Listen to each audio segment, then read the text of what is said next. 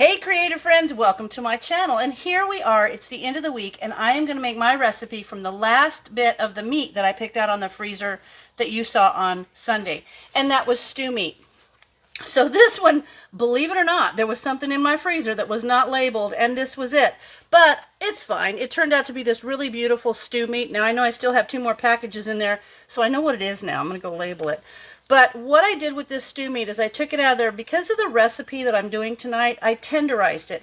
So when I get stew meat from our butcher, now, I always ask him to tenderize it, but this had not been tenderized. So I used my little meat tenderizer, and this kind of thing is dangerous. But you look at that. Look at those little pokies. So I put the meat down, and basically each piece I kind of tenderized it, just, like that. You just kind of hit it, and it goes down. So I tenderized all of that, so it's going to be nice and tender, because I'm not putting it in a stew where it would normally get more tender. I'm actually going to put it in a skillet, and I'm going to fry it. The other thing I've got is I've got these noodles. Now I've already got them cooked and ready to go, but I like these extra wide noodles for a dish like I'm going to make now. And does this dish have a name? No, it doesn't. Is it something I've invented? Yes, but it's based off of something that you can get a recipe for, so it's going to be kind of like a stroganoff. But I've got the noodles for that, and I've already got those done.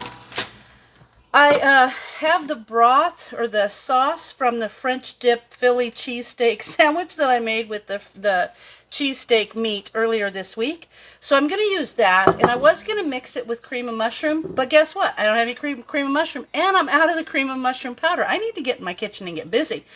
But I can substitute the cream of bacon, so that will be fine.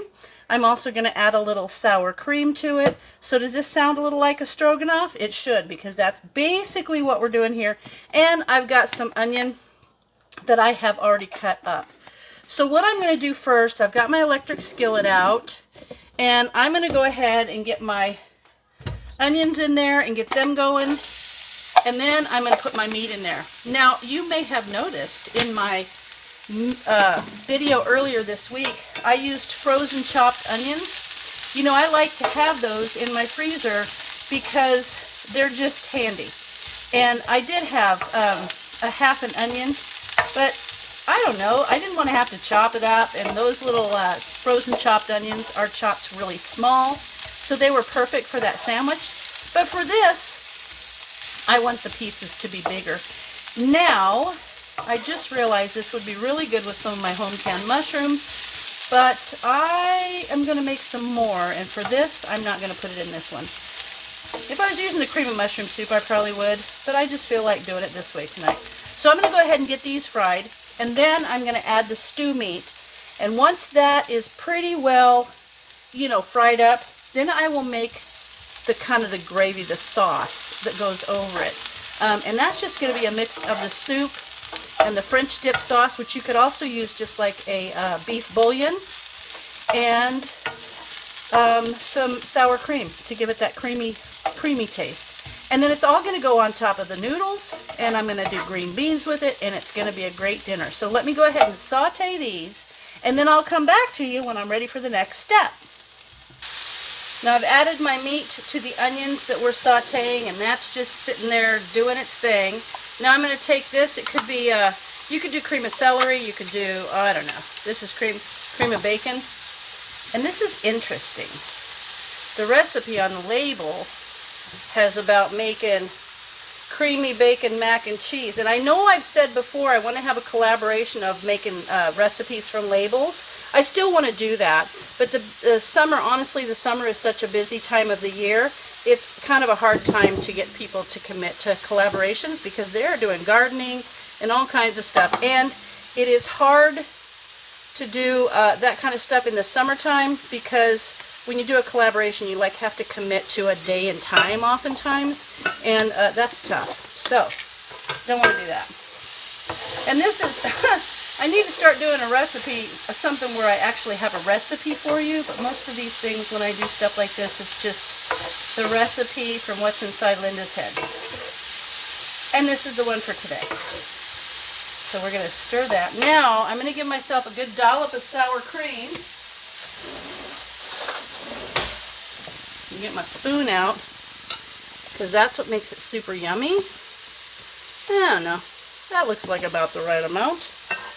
If you can see, there we go. And then I'm going to mix this up. If you can see that. There we go. Let me move this down a little bit. There you go. So that is just that. And you could use, like I said, you could use a French onion soup, you could use a beef consomme, you could use beef broth, but I purposely knew I was going to do something like this when I made those Philly French dip sandwiches. So I actually made the extra broth, or the extra dipping sauce, so that I could use this. So I'm going to keep mixing this until it's nice and mixed and all the sour cream bits are worked in, while these continue to brown. I'll be back as soon as that's done. All right, we're coming along fine here. And as far as herbs and spices and things, I think that between this French dip sauce and the soup, there's plenty of flavor there. But I'm just going to add a little bit of parsley. I'm just going to throw that in there because it looks good and it tastes good. And it adds a little something to it. So I'm going to mix that in now. And I might add a little more.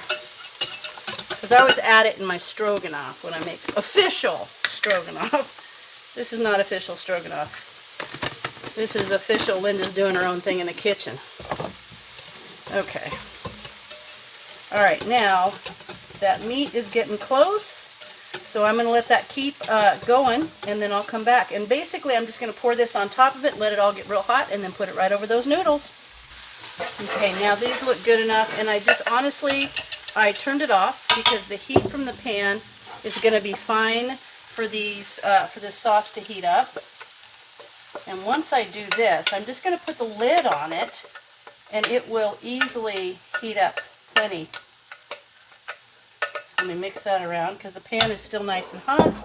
I'm going to mix this in, and meanwhile, I will put my green beans while this sits and gets nice and hot, which it will. Just from the heat of the pan and the meat, it'll be fine. If I need to heat it up a little bit, I could. But I'm going to let that sit there, kind of uniformly heat up with the lid on the skillet. There we go. And now I'm going to heat up the green beans, and I'll be back and we'll be ready to dish it up. Okay, there you have it, all ready to go. And that is I will say, a stroganoff thingy kind of thing, because it's not really an official stroganoff, but it's kind of the same thing. And green beans, and I always put a little butter on the green beans, and I put a little sour cream and some parsley on the top just to give it extra yummy. But that was from the meat from my freezer, from the 6 months no buying meat challenge that Linda over at Linda's Pantry and I are doing. There's a link in my description to her channel, but I'm pretty confident if you're following me, you're probably already following her. So anyway, our recipes are going to all get added to a playlist, and at the end of every month, we're going to pick a winner from the comments that are left. We'll randomly pick a comment, and that person will win a prize. And we're going to do that every month until the end. At the very end, we got a big prize to give out. So it's pretty exciting. Please go and watch the videos and make sure you comment. And please don't just make like one word comment or an emoji. We are really trying to generate some real conversation about using the food in your freezer and ways to use it. So please make a comment about it. So that'd be awesome. But there you go. I always put a little sour cream, some parsley on top, make it look nice. And there you have it. As always, thanks for watching, and I'll see you in my next video.